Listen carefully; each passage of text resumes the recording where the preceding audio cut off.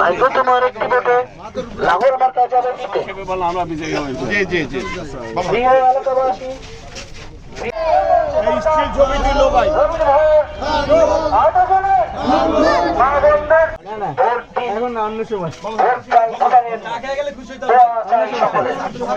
ব্যবসায়ী ভাইদের বলে যাই লাঙ্গল মার্কায় ভোট চাই। ব্যবসায়ী ভাই